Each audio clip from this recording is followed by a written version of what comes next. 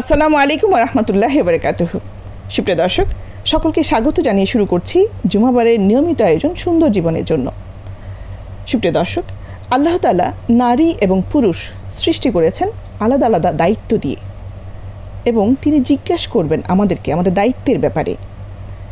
আল্লাহ তাআলা সৃষ্টি করেছেন যেহেতু সিদ্ধান্ত তার, আমরা কে কী কাজ করব তা আল্লাহ তাআলা নির্ধারণ করে দিয়েছেন। এখন আমরা বিভিন্ন সময়ে বিভিন্ন বিষয় নিয়ে অনেক আলোচনা করি, এই কাজ আমার না, এই কাজ তার না। কতটুকু সঠিক এই ধরনের আলোচনা কিংবা সমালোচনা করা? আসুন এই বিষয়ে আজ কথা হবে। আমাদের আজকের বিষয় নারী পুরুষের সমতা ও ইসলাম। আর এই বিষয়ে কথা বলার জন্য আমাদের স্টুডিওতে আছেন অধ্যাপক সেলিন ইয়াসমিন। আসসালামু আলাইকুম ওয়া রাহমাতুল্লাহি ওয়া বারাকাতুহু। ওয়ালাইকুম আসসালাম ওয়া রাহমাতুল্লাহি ওয়া বারাকাতুহু। সুপ্রিয় দর্শক, আমাদের সাথে আছেন অধ্যাপক ডক্টর আফরোজা বুলবুল। আসসালামু আলাইকুম ওয়া রাহমাতুল্লাহি ওয়া বারাকাতুহু। ওয়ালাইকুম আসসালাম ওয়া রাহমাতুল্লাহি ওয়া বারাকাতুহু। সুপ্রিয় দর্শক, আপনাদের সাথে আছি আমি নুসরাত তামান্না ফারুকি। আর আজকের যে বিষয় নারী পুরুষের সমতা এবং ইসলাম। আসুন এই বিষয়টা নিয়ে আমরা একটু সেলিন আপার কাছে যাই। আপা, বাস্তবতার নিরিখে আপনি যদি আমাদেরকে বুঝান যে নারী পুরুষের যে অধিকার, সেটার মধ্যে আসলে সমতা বা বৈষম্যের কোনো ব্যাপার কি আছে কি না? আমরা কেন এই বিষয়টা নিয়ে এত সোচ্চার এত কথা বলছি? আচ্ছা, ধন্যবাদ।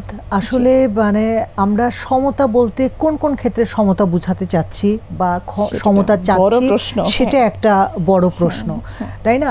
আল্লাহ সুবহানাহু ওয়া তাআলা কিন্তু মানুষ সৃষ্টি করেছেন। আদম আলাইহিস সালামকে সৃষ্টি করলেন, তার সঙ্গী হিসেবে হাওয়া আলাইহিস সালামকে সৃষ্টি করলেন, হ্যাঁ। এবং আল্লাহ তাআলা বললেন সূরা তাবার ৭১ নম্বর আয়াতে কিন্তু আল্লাহ তাআলা বললেন যে ইমানদার নারী পুরুষ বা মুমিন নারী পুরুষ একে অপরের বন্ধু, সহযোগী। তারা একে অপরকে সৎ কাজের আদেশ দেয়, অসৎ কাজ থেকে নিষেধ করে। তার মানে কি, নারী ও পুরুষ কোনো কিন্তু প্রতিপক্ষ নয়, কিন্তু এবং সহযোগী, বন্ধু। তারা যে কোনো কাজ, আল্লাহ কিন্তু নারী পুরুষ উভয়কেই খলিফা হিসেবে পৃথিবীতে পাঠিয়েছেন। এবং কোরআনে বেশিরভাগ জায়গাতেই কিন্তু আল্লাহ যখন নির্দেশ দিয়েছেন, আল্লাহ মানুষকে নির্দেশ দিয়েছেন। এখানে নারীকে আলাদা, পুরুষকে আলাদা করে কিছু নির্দেশ দিয়েছেন, নারীকে আলাদা করে কিছু নির্দেশ দিয়েছেন, এরকম কিন্তু নয়, তাই না? কিছু কিছু জায়গায় আছে, বেশিরভাগ জায়গাতে এটা, কিছু কিছু জায়গায় আছে। তো সেই ক্ষেত্রে আমরা আধ্যাত্মিক দিক দিয়ে যদি চিন্তা করি, আধ্যাত্মিক ক্ষেত্রে মর্যাদার ক্ষেত্রে যদি চিন্তা করি, আল্লাহ কিন্তু সেখানে কোনো আলাদা করেননি। কারণ সূরা আলে ইমরানে কিন্তু আল্লাহ তাআলা বলছেন যে তোমাদের মধ্যে যেই ভালো কাজ করবে, হ্যাঁ, সে নারী হোক বা পুরুষ হোক, তার প্রতিদান সে পাবে। তার মানে কি, আধ্যাত্মিক থেকে নারী পুরুষের কোনো ভালো মন্দের ভিত্তিতে তফাৎ করা হচ্ছে। তাকওয়ার ভিত্তিতে তফাৎটা হচ্ছে যে কার তাকওয়া বেশি, কার তাকওয়া কম। নারী কম পাবে, অনেক সময় অনেক ক্ষেত্রে ইবাদতের ক্ষেত্রে নারীকে ছাড় দেওয়া হয়েছে। তো এই মানে এটাই নয় যে আমরা সম্মানের দিক থেকে, মর্যাদার দিক থেকে আল্লাহ ছোট করে দেখছেন বলে এটা দিয়েছেন, তা না। বেশিরভাগ ক্ষেত্রে আমি যদি এখন বেশি বর্তমানে এই প্রশ্ন যেটা উঠছে সেটা হচ্ছে যে সম্পত্তির উত্তরাধিকার নিয়ে এই প্রশ্নটাই এখন আসছে, যে এই ক্ষেত্রে সমতা চাচ্ছেন একটা গ্রুপ, এই ক্ষেত্রে সমতা চাচ্ছেন। তো আল্লাহ তাআলা এত প্রজ্ঞার অধিকারী, আল্লাহ তাআলা আমাদের এই জীবন বিধান দিয়েছেন, আমরা কিভাবে চলবো সেটা তিনি বলেছেন। তো উনি কি না বুঝেই এই পুরুষদের অর্ধেকটা নারীকে দিয়েছেন? এটা কি অসম বন্টন বলে আমরা ভাবছি? অনেকেই ভাবছেন এটা অসম বন্টন। এটা মোটেও অসম বন্টন নয়। প্রশ্নটা হচ্ছে এখানে আল্লাহ তাআলা কি বন্টন করেছেন সেটা দেখছেন, কিন্তু কি দায়িত্ব দেওয়া হয়েছে সেটা নিয়ে কিন্তু ভাবছে না। হ্যাঁ, একজন নারী যখন কোনো তার সম্পদ পাচ্ছেন, তার পিতার কাছ থেকে পাচ্ছেন, সেটা তার থেকে যাচ্ছে। তার স্বামীর বাড়ি থেকে সম্পদ পাচ্ছেন, সেটা থেকে যাচ্ছে। তার এনগেজমেন্টের সময় যে গিফট পাচ্ছেন সেটা থেকে যাচ্ছে। তার মোহরানার সময় যেটা পাচ্ছেন সেটা থেকে যাচ্ছে। মোহরানার কথাই যদি আসে, প্রশ্ন হচ্ছে বিয়ের পর কিন্তু মেয়ে স্বামীর কাছ থেকে পায়, কিন্তু স্বামী কিন্তু মেয়ের কাছ থেকে পায় না, কিন্তু আইন অনুযায়ী পায় না। কিন্তু একজন পুরুষকে কিন্তু অনেক দায়িত্ব পালন করতে হয়। হ্যাঁ, এই দায়িত্ব থেকে মেয়েদেরকে অব্যাহতি দেওয়া হয়েছে, সংসার পরিচালনার খরচের কাছ থেকে অব্যাহতি দেওয়া হয়েছে।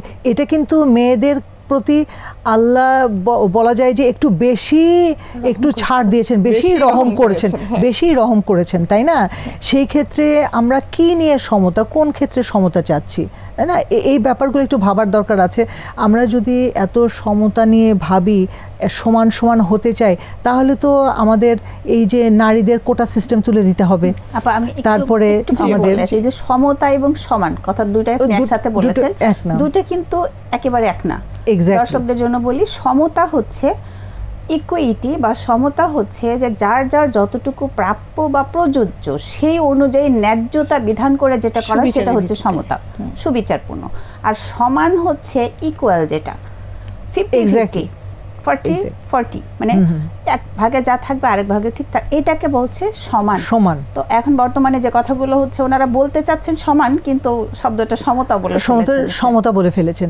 তো সমতা কিন্তু আল্লাহ তাআলাই বিধান করে দিয়েছেন। নারী পুরুষের মধ্যে ইসলামিক বিধান সমতা, ইসলামই প্রথম। অনেক আগে আমরা যদি হচ্ছে মানে আমেরিকার সিভিল লজিকে দেখি, অনেক আগের যে এটা 1870 সালের পরে ইউরোপের কোন কোন দেশে নারী তার সম্পত্তির অধিকার পেয়েছে, ছিল না। হ্যাঁ, তারপরে আবার দেখা যায় যে ভোটের অধিকার ছিল না। হ্যাঁ, 1920 সালের পরে সে অধিকার এসেছে। আবার 1938 সালের পরে ইংল্যান্ডে এই অধিকারগুলো নারীরা পেয়েছে। কিন্তু ইসলাম কিন্তু আরও কত আগে এই অধিকার, সম্পত্তির অধিকার দিয়েছে। রাসূল সাল্লাল্লাহু আলাইহি সাল্লামের আগমনের সময় তখন তো নারী নিজেই সম্পদ হিসেবে বিবেচিত হতো। যখন সম্পদ বন্টন করা হতো দেখা যেত যে নারীকেও ভাগ করা হতো। অথচ সেই সময়ে আল্লাহ সুবহানাহু ওয়া তাআলা নারীকে দিয়েছেন। এবং সূরা নিসার 7 নম্বর আয়াতে কিন্তু বললেন যে পিতামাতা এবং আত্মীয় স্বজনের রেখে যাওয়ার সম্পত্তিতে পুরুষের অধিকার রয়েছে, পিতামাতা এবং আত্মীয় স্বজন রেখে যাওয়ার সম্পত্তিতে নারীর অধিকার রয়েছে। তা অল্পই হোক আর বেশি হোক, এক নির্ধারিত অংশ, একেবারে ক্লিয়ার কাট কথা বলে দিলেন। তো আমার কথা হচ্ছে যে এই যে দেয়া হয়েছে এটাই আমরা আদায়ের জন্য আন্দোলন করি, এটাই আমরা সবাইকে জানাই, এই অধিকারটা আমরা পাই। আমাদেরকে যে অধিকার দেওয়া হয়েছে সেটার আমি গতকালকে একটা জায়গায় কথা হচ্ছিল, হ্যাঁ, তো ওই ভদ্রলোক বলছিলেন যে ওনার বাবার কিছু জায়গা আছে এবং সেখানে উনি বাড়ি করছেন। তো উনি বলছেন যে ওনার 7 বোন আর 2 ভাই, তো বলছেন যে আমরা 2 ভাই ওই জায়গাতে বাড়ি করছি, বোনদের তো বিয়ে হয়ে গেছে, অতটা লাগে না, তো আমরা ওই যে কিছু দোকান আছে সেখান থেকে কিছু একটু দিয়েছি। এই যে বলছেন যে বোনদের বিয়ে হয়ে গেছে, লাগে না, আমার বোনের লাগবে কি লাগবে না সেটা পরের কথা, বোন ওটা সাদাকা করতে পারেন, উনি ওনার ইচ্ছা মতো খরচ করতে পারেন। এই যে এইভাবে ঠিক এই বিষয়টা বোন কি করবেন এটা বোনের সিদ্ধান্ত। এই পয়েন্ট আমি একটু পরে আবার আপনার কাছে ফিরছি, একটু আপনার কাছে আসি।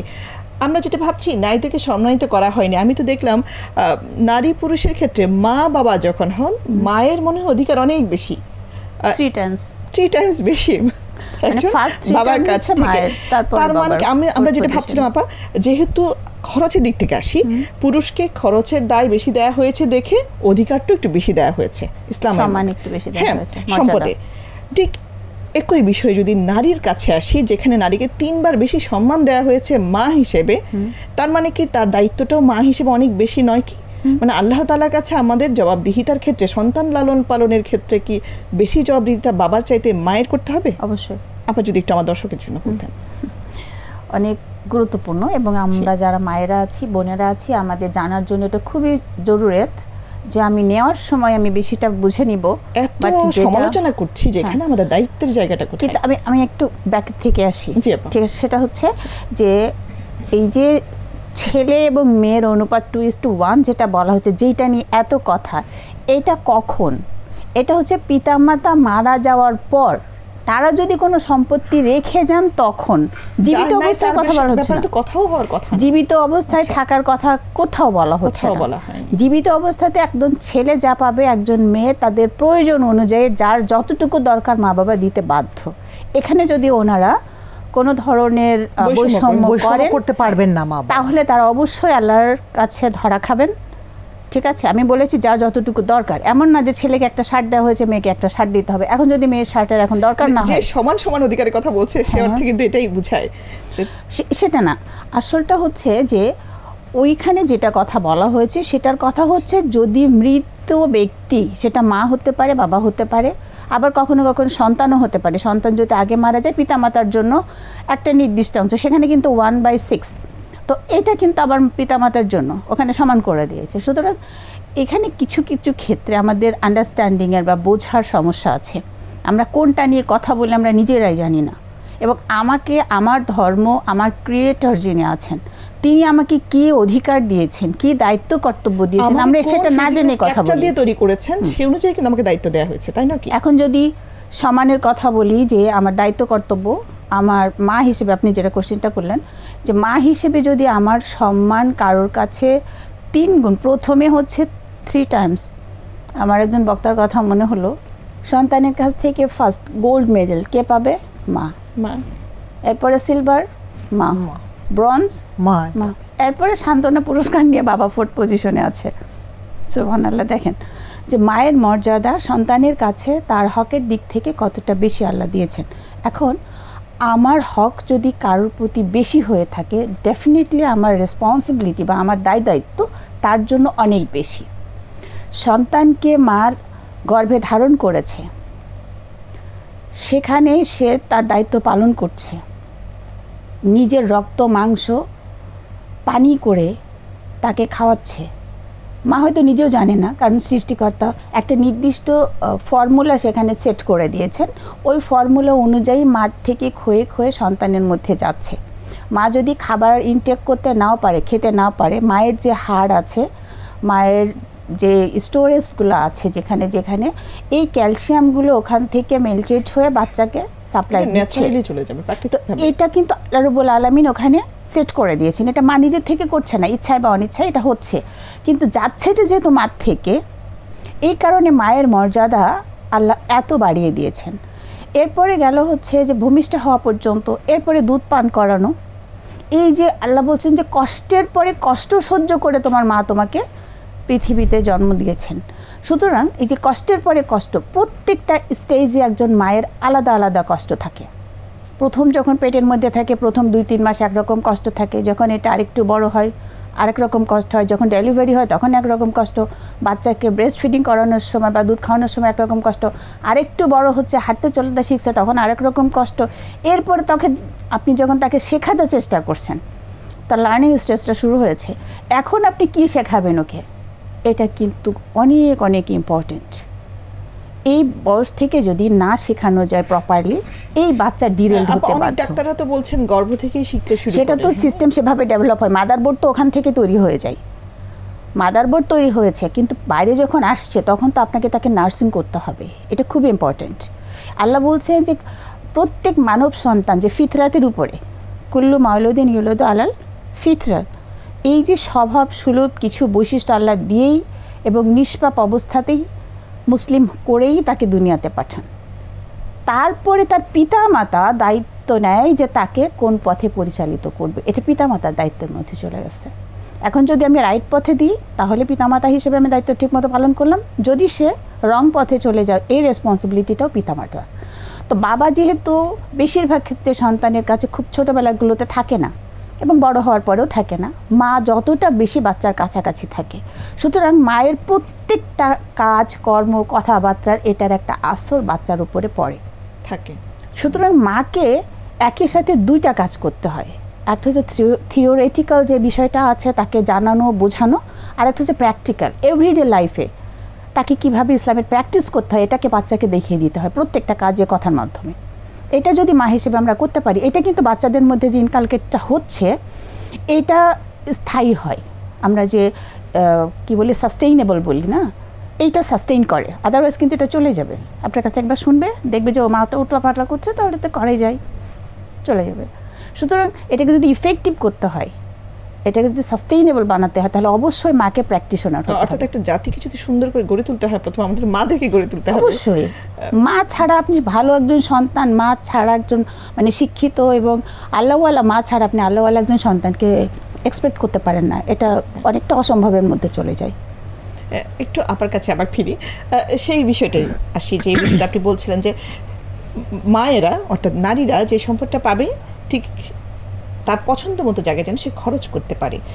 এখানে কিছু, এটা তো উপার্জিত সম্পদ নয়, আমরা যেটা উত্তরাধিকার সূত্রে পাচ্ছি, কিন্তু পেশা নির্বাচন, উপার্জন, আয় ব্যয়, এগুলো আসলে ইসলাম কি বলে? নারীর কতটুকু স্বাধীনতা, বা ইসলামের যদি আসি আমাদের পুরুষের সাথে যে প্রশ্নটা চলে আসছে বারবার যে আমাদের এটা দেওয়া হয়নি, সেটা দেওয়া হয়নি, কিন্তু কি দেয়া হয়েছে সেটাই আমরা ঠিক মতো আসলে জানছি না। আপনি যদি আমার দর্শকদের জন্য একটু বলেন। আসলে নারীকে তো আল্লাহ সুবহানাহু ওয়া তাআলা যে জ্ঞান অর্জনে, প্রথমে যদি আসি আমি, নারী কিছু করতে গেলে প্রকৃত জ্ঞান অর্জন করতে হবে, তাই না? তো জ্ঞান অর্জন তো প্রত্যেক নারী পুরুষের জন্যই ফরজ করা হয়েছে, মানে জ্ঞান অর্জন করতেই হবে।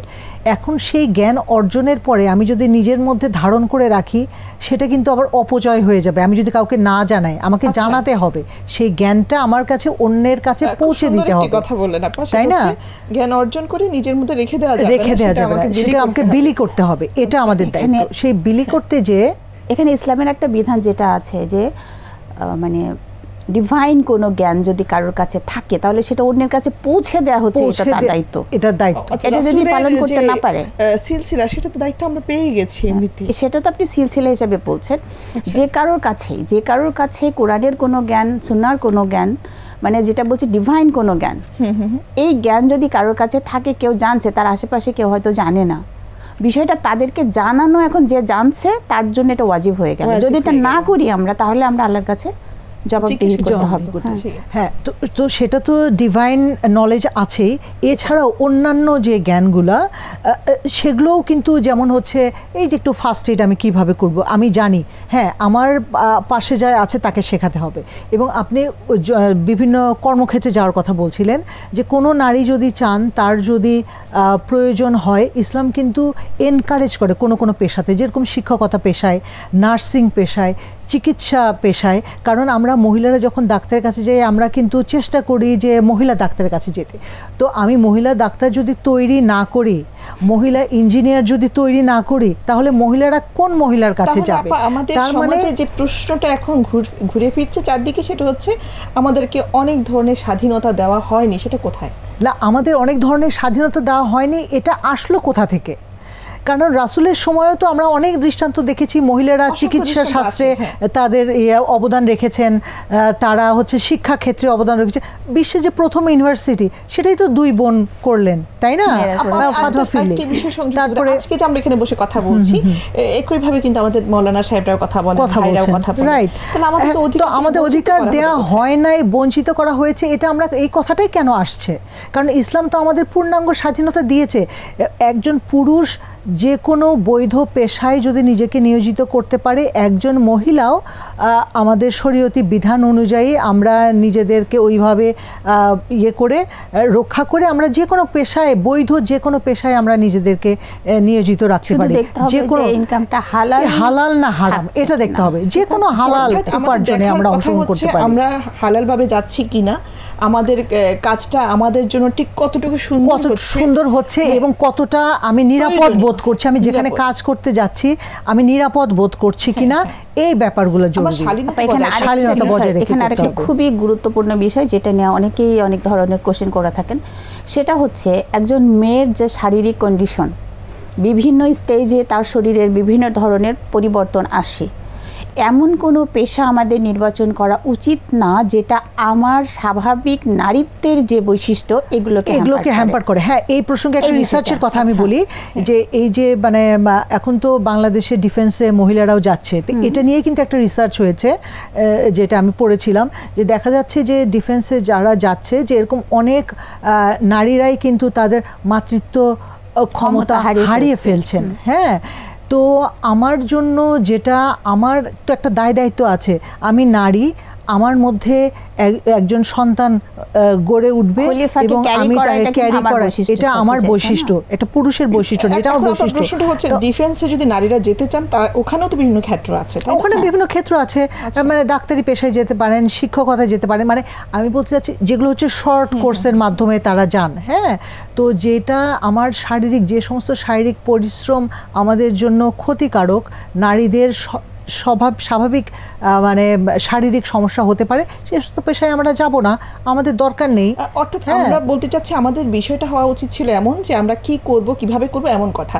কিন্তু আমরা সেটা বাদ দিয়ে আমরা এসেছি কি ধরনের তর্ক করতে, যে পুরুষ কি পাচ্ছে আমরা কি পাচ্ছি না, একেবারে ভিন্ন ধারার আমাদের জীবন আচারের বাইরে একটি প্রশ্ন। এখন দেখেন এই কোশ্চেনটা কিরকম হলো, একজন পুরুষ, তাকে তাহলে আমি পুরুষ কেন বলছি, আমাকে আবার নারী কেন বলছি? যে কোনো একটা কমন জিনিস বলতাম, ওনারা লিঙ্গ বলছেন না, একটা কমন দিয়েছে। এখন সৃষ্টিগতভাবে সৃষ্টিকর্তা যে বৈশিষ্ট্য দুইটা শ্রেণীর মধ্যে দিয়ে দিয়েছে, এবং তার পারপাসটা হচ্ছে এই যে ফর্মুলা, এই ফর্মুলা দিয়ে কিন্তু সৃষ্টি শুরু থেকে কিয়ামত পর্যন্ত এইভাবেই কিন্তু প্রত্যেকটা প্রাণী। আমরা কিন্তু সময়ে শেষ প্রান্তে, আপনারা যদি একটু শেষ করতেন এক বাক্যে আমাদের জন্য।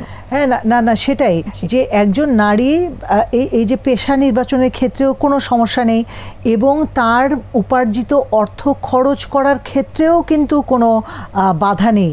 মানে তার ইচ্ছা মতো তিনি যতই ধনী হোক না কেন, তিনি কিন্তু তার অর্থ খরচ করতে পারবেন না, অপচয় করবেন না, অবৈধভাবে খরচ করবেন না, মানে যে অবান্তর কাজে খরচ করবেন না বা অপব্যয় করবেন না।